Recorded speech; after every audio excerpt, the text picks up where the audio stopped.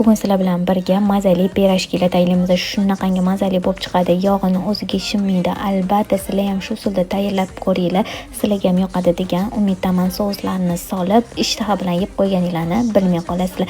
Birinchi bo'lib idishimizga iliq sut, shakar, tuz, do'raja solib, yaxshilab aralashtirib qo'yib 10 minutcha qoldiramiz. 10 minutdan keyin bir dona tuxum, o'simlik yog'i, sariyog' va qatiq solib hammasini bir xil massa qilib venchigimizda aralashtirib olamiz va unni solib qo'lga yopishadigan xamir qilib olamiz. Xamirimizni xuddi shunaqa qo'lga yopishadigan xamir bo'lganida ustiga 2 osh ulcha o'simlik yog'i solib xamirimizga chiroyli qilib ishlov berib olamiz. Xuddi shunaqa qilganimizdan keyin 1 soatga xamirimizni oshirish uchun qoldiramiz.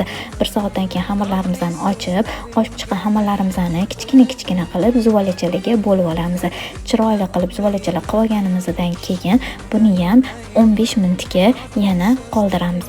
15 minutdan keyin olib xamirlarimizni xuddi shunaqa qilib ochib chiqib, ichiga xohlagan nachinkamizni tayyorlab solib, videoda ko'rsatilgandek tugib chiqamiz.